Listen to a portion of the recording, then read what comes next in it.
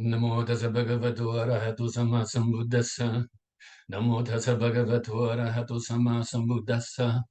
Namo Tassa Bhagavato Arahato Samma Sambuddhassa. Buddham Saranam Gacchami, Dhammam Saranam Gacchami, Sangham Saranam Gacchami, Dutiyambi Buddham Saranam Gacchami, Dutiyambi Dhammam Saranam Gacchami, Dutiyambi Sangham Saranam Gacchami, Tatiyambi Buddham Saranam Gacchami, Tatiyambi Dhammam Saranam Gacchami, Tatiyambi Sangham Saranam Gacchami. Namo Buddhaya, Namo Dharmaya, Namo Sanghaya. Namo Buddhaya, Namo Dharmaya, Namo Sanghaya. Namo Buddhaya, Namo Dharmaya, Namo Sanghaya. I take refuge until I am enlightened in the Buddha, the Dharma, and the Sangha. Through the positive potential I create by practicing the 6 paramitas, may I soon attain enlightenment in order to benefit all sentient beings.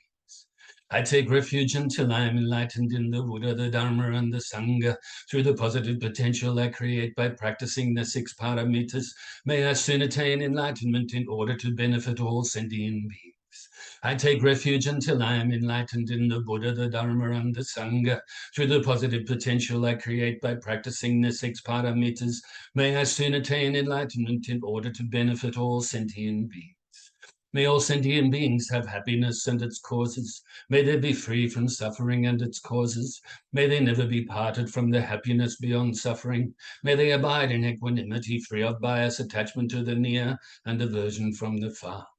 I shall cause this. Great compassionate Buddha, please inspire me to be able to do so. Reverently, I prostrate with my body, speech, and mind, and present clouds of every type of offerings, actual and mentally transformed. I confess all of my negative actions accumulated since beginningless time, and rejoice in all the virtues of all holy and ordinary beings. Please remain until cyclic existence ends, and turn the wheel of Dharma for all sentient beings. I dedicate the virtues of myself and others to the great enlightenment. However innumerable all sentient beings are, I vow to save them all. However inexhaustible my delusions are, I vow to extinguish them all. However immeasurable the Dharma teachings are, I vow to master them all. However endless the Buddha's way is, I vow to follow it completely. Om Mani Padme Hum. Om Mani Padme Hum. Om Mani Padme Hum. Tayata Gati Gati Parasamgati Bodhi Swaha. Tayata Gati Parasamgati Bodhi Swaha.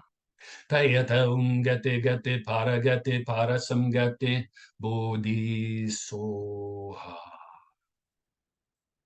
So now get yourself in a nice comfortable position for some meditation. Initially to release the tension in the body. So when you are ready, close your eyes gently, lips gently touching, tongue resting on the upper palate above the top teeth in the mouth. Keep your posture upright and relaxed, unless of course you're reclining due to having something like a bad back. No problem. So bring your mind inside your body now and work your way or concentrate on parts of the body, starting at the bottom of the body, working your way up to the top of the body. As you pass different areas, if they have some sort of tension, then release the tension, either just naturally with your mind, or you can utilize the out breath, deep in breath and long out breath to release the tension. Or you can even manipulate the body a little bit, move a little bit, stretch a little bit. But once we've started to do the breath meditation and then onwards to the love and kindness meditation, try your absolute best to keep your body still. This will help you keep your mind still, vice versa. So now release the tension in the body.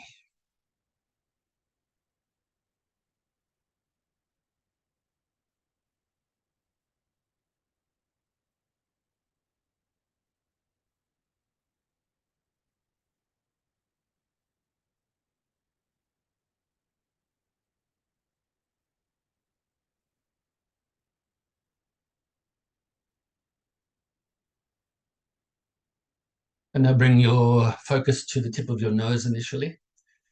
And we will place the mind on the feeling of the breath as we breathe in our nose all the way into our lungs, then back out our nose again. Breathing in, breathing out.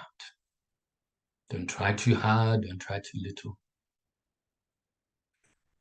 Don't overwork yourself, but don't be lazy. If your mind wanders away from the object of the meditation by having thoughts or any sort of mental activity, then don't cling to it. Don't cling to these distractions, these agitations. Don't grasp at them. Also, don't try to forcefully push them away either, or deny them, but simply replace your mind back onto your breath. So let them go as you replace your mind back onto the breath. And if your mind starts to become dull or sleepy, then wake it up a little bit by replacing your mind onto your breath more brightly. You may also like to add the extra technique of counting the breaths from 1 to 10. One in-breath and one out-breath is 1, and so on. But if you get distracted counting towards 10, then go back to 1 at that time.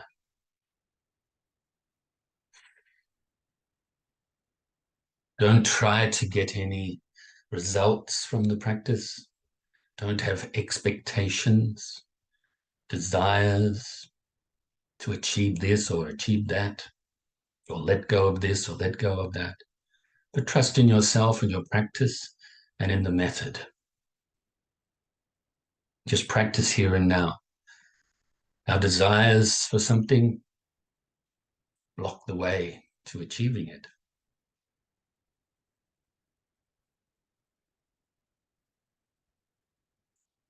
So now let's practice in silence for a little bit.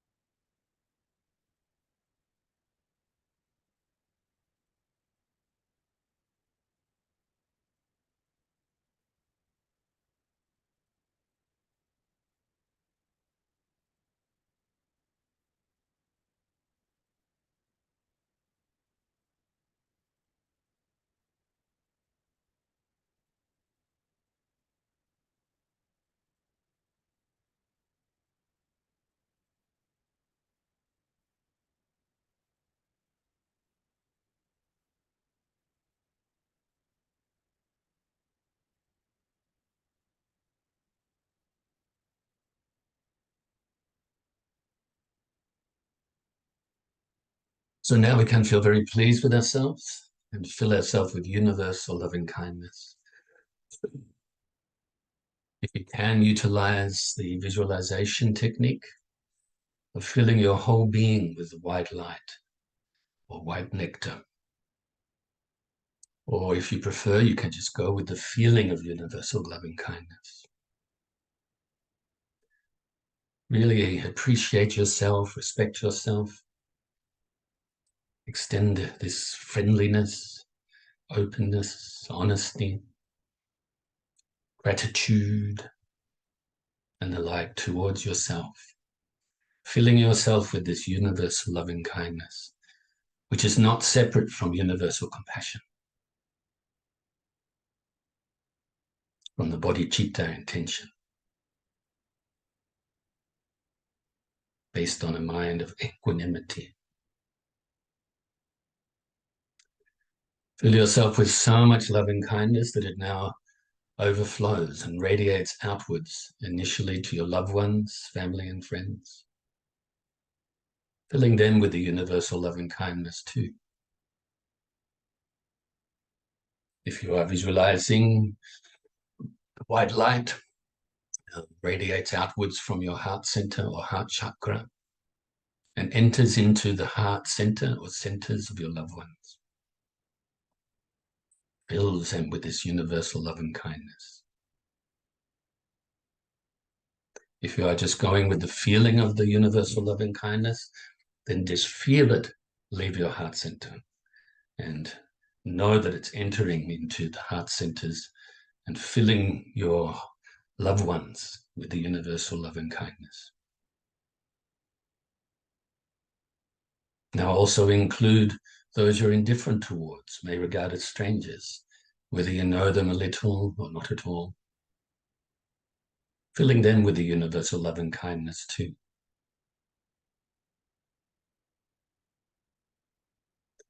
And also to those you may regard as enemies, fill them with the universal loving kindness as well. May all of these three types of people from your own perspective be happy and have the causes of happiness, the good qualities of mind. May they be free from suffering and the causes of suffering, so free from the mental afflictions such as ignorance, attachment, and aversion, and all of the other negative emotions, negative afflictions that arise due to these three poisons.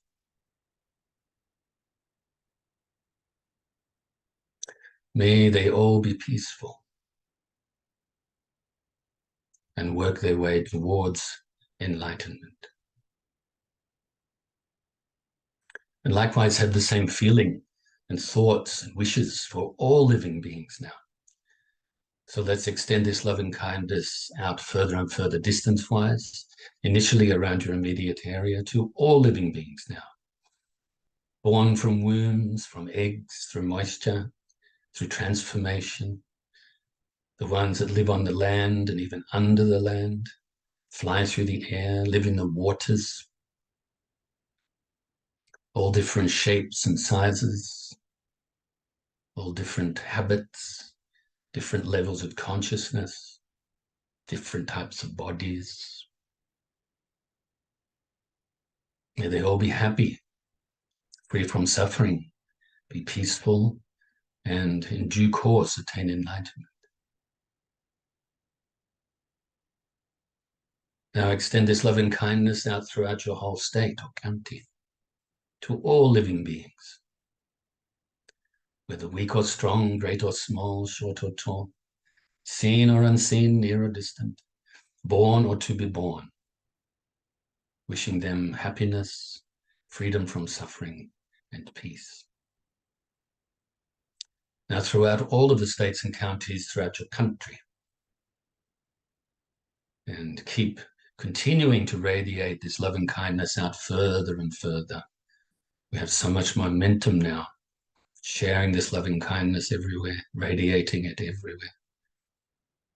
Or throughout all of the countries throughout the world, and also all of the water, the bodies of water, the oceans and so forth. Have your loving kindness pervade down to the core of the earth, and to the outermost atmosphere. And beyond this planet alone, throughout the whole solar system. And all of the solar systems throughout the galaxy.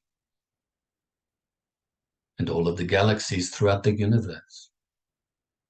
Until you have your loving kindness radiate throughout infinite space. This loving kindness that is generated in your own heart or mind, or as we say often in Buddhism, the heart mind. Generated in your heart mind, and this loving kindness now through your own efforts radiates throughout infinite space, whilst also being present here and now.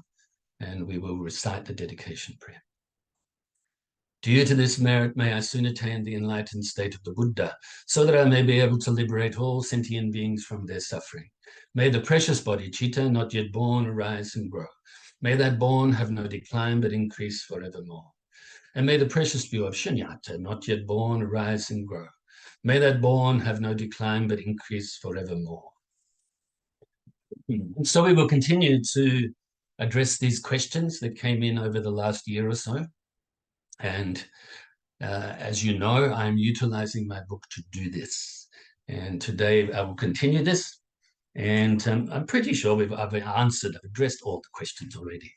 But I will continue to give different examples and utilize these different teachings and sort of enable me to give you like a holistic view, sort of like more of a wide view of the answers to your questions. Okay, something like that.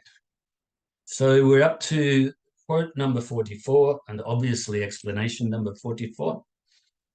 Imagine if it was different to that. It'd be actually, maybe it should be different to that, so you don't have attachment to 44 being 44. But hopefully you get that teaching. Okay, a little bit cryptic. But yes, so quote number 44 with explanation 44 out of 50. So we haven't got that many to go. And basically we're doing about one a week now. Earlier on, we were doing maybe 2 weeks, 3 weeks, something like that. But that's okay. There's no rushing these teachings. I promise that I will continue to give you teachings, whether it be deep subjects, simple explanations, deeper explanations, maybe sort of simple subjects. They're all interrelated. They're all Dharma teachings, all related to the Buddha's teachings. And we will always go back to the core. The Four Noble Truths, the Eightfold Path, 5 skandhas, 6 paramitas, 4 immeasurables, etc., etc. Okay. I should make a point here, just before I get into this, that when we practice meditation, yes, we practice concentration meditation, or samatha. Samatha means the mind abiding in calmness, tranquility meditation, to develop one-pointed concentration. But we shouldn't stop there. Even if we have really good results, even if our results of our meditation practice are consistent, continually having good results and getting to different stages along the path in concentration, don't cling to that. Even if it feels really nice, don't cling to that. Utilize this concentration to contemplate the body and the mind. Okay, the mind being the 4 skandhas, feeling, the impulse of perception, then impulsive mental reactions, and then consciousness. And of course, the physicality is the body, the form. So contemplate that, okay? Utilize what we call vipassana technique, or penetrative insight technique, to really contemplate. What is it? Don't cling to it, though. Don't cling to understanding. Don't chase after understanding, but also don't be lazy. Utilize this concentration. Don't cling to nice feelings you get from concentration. I wanted to make that point. And also, Happy New Year to the people that are celebrating the New Year from yesterday, I think, or the day before, in Songkran, in Thai. And this relates to the beginning, I think, the beginning of Vesakha, So that's in Sanskrit and Pali. Visakha is the 4th lunar month of the year, I believe. And so, of course, coming up very soon is the Vesak. That's where the word Vesak comes from Visakha. And this is obviously celebrating or commemorating the birth, enlightenment, and the passing away of the Buddha, said to have happened all those years ago on the full moon night. So that about halfway through the month, so a couple of weeks away. And so I just wanted to mention that as well. I'd actually forgotten, but I did sort of wish everybody Happy New Year with a message, with a teaching late last night. Okay, so I apologize to those of you that are either viewing this video later or you are here participating live if you celebrate this one. Okay, so apologize for that. Anyway, there's so many of them. So many Happy New Years, so I forget sometimes. So many birthdays, so sometimes I forget these things too, even my own, so, okay, so now I will read this. First of all, today I will cover, the quote is this: don't talk too much, don't work too much, don't worry too much, don't do too much. And so we will cover those 4 points. Also, we will cover what can be called active laziness, which relates to doing too much, being well, maintaining a well mind, being happy, causing happiness, okay? Also, to walk the middle path, not too tight, not too loose, not too much, not too little. So they're the sort of little subheadings that I've given myself for the day.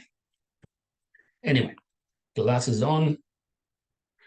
The explanation for the quote is this: if we talk too much, we don't allow ourselves the opportunity to hear the possible wise words of others. And therefore we hinder our chances to learn. For so often when we speak, we are just repeating what we already know. Think about that. The first time I think I heard something like that was from His Holiness the Dalai Lama many years ago. I don't know actually if I read it or whether I heard it, whether it's in those days I used to listen to a lot of his teachings on CDs, maybe some videos, things like that, or whether it was me attending one of his teachings face to face, but I remember hearing that one time, a long time ago, and it just really rung home to me. It's so often when we just speak, we're just repeating what we already know. In fact, most of the time.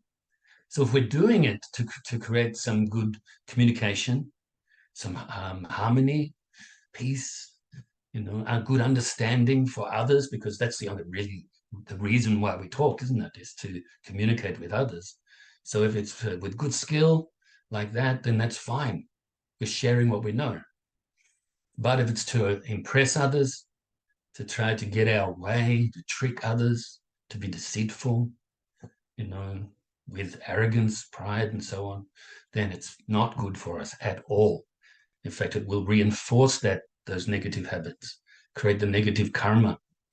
And most of the time, we don't even know we're doing it because it's such a thick habit. So I'm telling you here now, you are just repeating what you already know. So it's best to stay silent, isn't it? Unless it's actually for good communication to help others, to help the whole situation. And your surrounds, whoever you're around, maybe you can talk to the animals with a nice calm voice even. The insects, you get a big spider in the house, don't get scared of the spider, don't freak out and scream. With a calm voice, speak loving, kind words to that spider as you put it peacefully, gently into a jar with a little bit of cardboard maybe over the top of the jar, and you take it peacefully outside. Actually, try that. I don't know if some of you have fear, for these creatures, but if you do, then try that. Maybe you'll actually see that it works. Anyway, I digress slightly, okay? I should go back to this. But yeah, peaceful words, good meaning. It's important. When speaking, do so skillfully with good intentions to create understanding. Be careful not to just talk for the sake of talking or doing so merely to impress others. Be especially careful not to lie, slander, speak harshly, or gossip. I'll continue onwards. Don't work so much that you wear yourself out or lose enthusiasm for your work. Work just enough so that your skill or your tasks are completed and your skills and efficiency remain consistent and at a high level, and that you are satisfied with your efforts. Try your best not to worry over things that have been done or need to be done. Worry will only hinder your thoughts, actions, and words, and never help. When we worry, we are always concerned with the past and the future, and never fully experiencing the present moment. So let go of worry. Avoid just filling your life with meaningless activities, just to kill time. This is known as active laziness. It is not conducive to realizing true lasting happiness, satisfaction, or liberation. Live your life meaningfully, moment to moment, day to day, with good intentions, free from worry and agitation. Allow yourself to be well and happy. So allow yourself.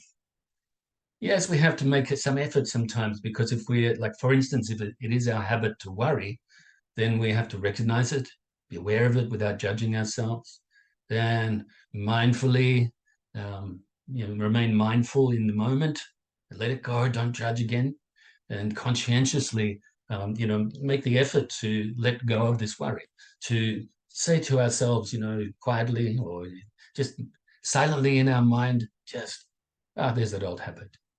I don't have to have this habit. I don't deserve to have this habit. Or maybe you can say, I do deserve because I've created the habit, but now I can undo it, So let me kind of dissect this.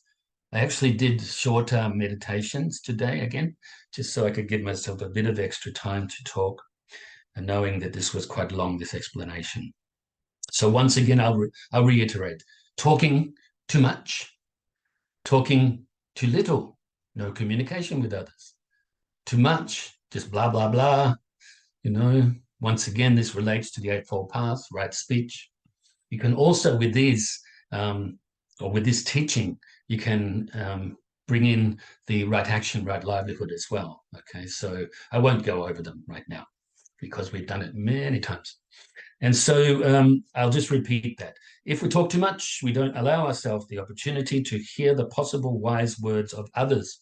Yes, even if the words from others are rubbish, even if they're nasty, we get to learn from that. We get the opportunity to say, I don't want to do that, or to correct them and help them to give up bad speech, for instance, or help each other to create some understanding and be more skillful in the way we speak to each other.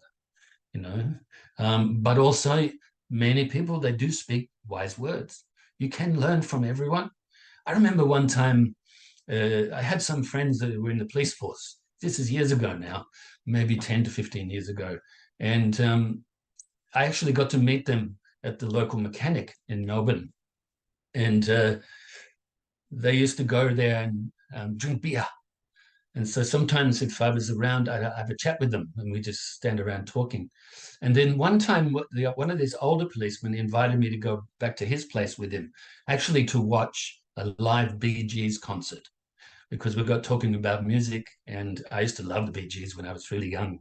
In fact, I learned a lot of their songs, as a young teenager. And anyway, so we went back to do that. And then one of his neighbors came over and he was really drunk and just a little bit of a crazy man, But I listened to him and I actually learned certain things. I learned from him. I remember thinking to myself, this is really hearing. I don't know if he is wise, but what he's saying is really, to me, it's ringing true as wise words, almost like a teaching. I remember getting quite affected by that just on that day, thinking that's really cool, so I didn't hang out, never saw him again. But, and also maybe his behavior wasn't so great, but still spoke some wise words. And me staying quiet, I was able to listen to them and learn some things, okay? All right, so that's just an extreme example. Therefore, we hinder our chances to learn. So if we don't listen to others, how can we learn from them? through words, that is. For so often when we speak, we are just repeating what we already know. When speaking, do so skillfully and with good intentions. To create understanding, be careful not to talk for the sake of talking or doing so merely to try to impress others. Be especially careful not to lie, slander, speak harshly, or gossip. So we'll move on from that one. I've got about 8 minutes to go here, so that's a reasonable amount of time. Now, maybe there'll be some employers that wouldn't like to hear what I'm about to say now. Don't work so much. Employers are always talking about getting more productivity out of their employees. But actually, I think to be a good employer or business owner or whatever, you really need to make the workers feel relaxed, not too much, not too little, like that. So don't work so much that you wear yourself out. How can you be productive if you're tired all the time? Or lose enthusiasm for your work? I think a lot of people change jobs because they're overworked or they put too much pressure on themselves even.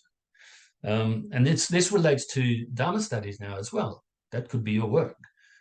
Don't do too much. Don't really put too much pressure on yourself. But also don't be lazy. Don't fall into the habit of always putting it off, and falling into active laziness.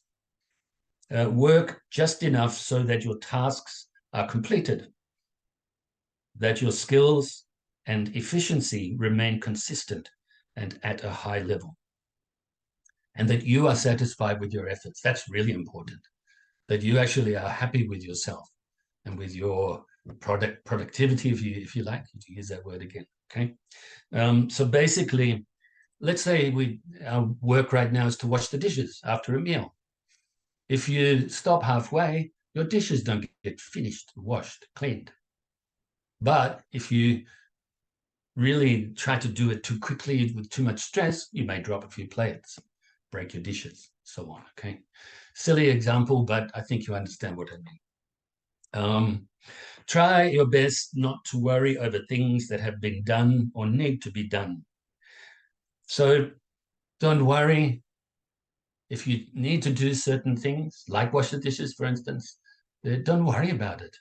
Just do it. Even if you're going to put it off for a while, eventually just do it. So that need to be done, that have been done. So don't worry over things that you've done already in the past, even if you've made mistakes. To use that example again, even if you broke dishes, finished, clean it up. That's it. Don't step on it. Don't cut your feet. Live in the moment. Every moment you can be mindful. Worrying about the past, gone. Only good thing about it, as I've said many times, is you can learn from mistakes, or you can learn actually to improve things you did right, or continue to be more consistent in that. If you worry about the future, then this gives rise to anxiety, always worrying what to do. I know one of you mentioned something about, looking forward to the end of the day or something like that. Actually, live now, in the moment here now, even if you do nothing.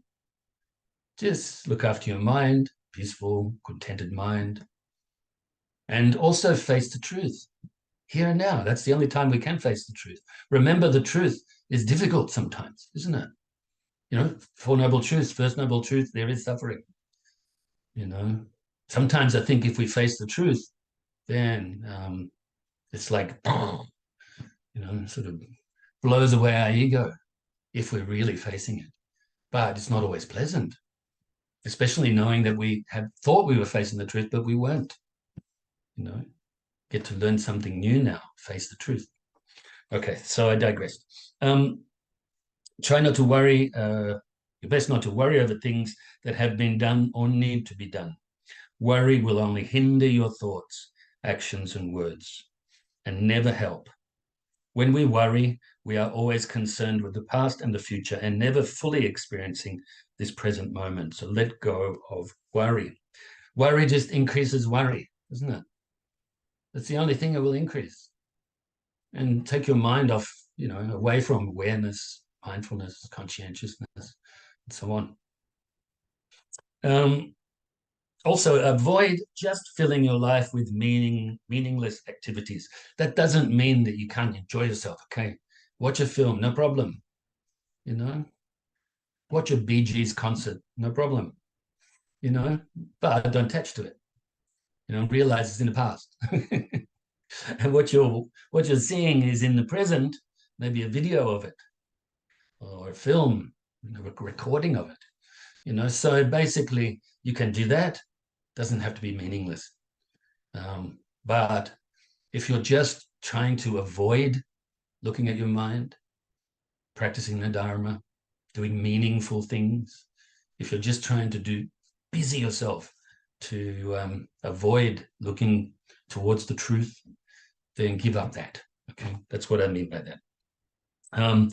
Just to kill time, the old saying, terrible saying, really, isn't it? You know, sometimes another time they use the word kill there, killing two birds with one stone. In other words, doing two things at the one time. I renamed that, stroking two birds with one hand. Okay, so that's nicer, I think. Okay. So that basically, if you're trying to fill up your life, this is called active laziness.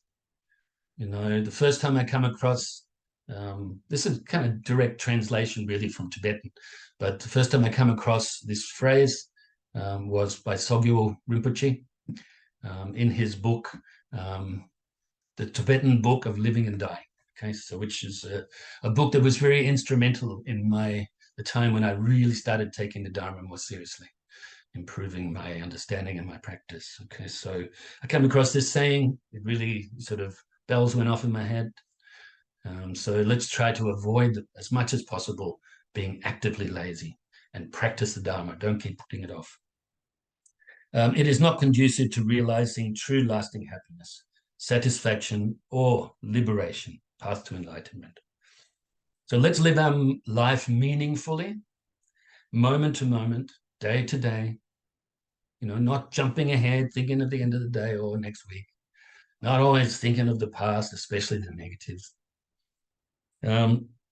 Maintain good intentions, a mind free from worry, agitation as much as possible, and allow ourselves to be well and happy. Yeah, we owe it to ourselves, really, don't we? And also, not too tight, not too loose. You know, it's just gone under 1 minute. So not too, too rigid in your practice and try too hard, but also don't be lazy. Not too much, not too little, and that's everything. Keep a balanced life, just as you would keep a balanced diet for it to be a healthy diet, and walk the middle path. You know, to avoid the extremes. Every time you find yourself falling into an extreme of any of sorts, then just at that moment say, okay, let go of that extreme. Let's get back on the middle path. In everything we do, it's not just limited to the Dharma practice. In fact, the Dharma practice is not limited to anything. We can practice all the time the middle path. That's the goal in the relative sense. So I rejoice in your goodness, as always. And I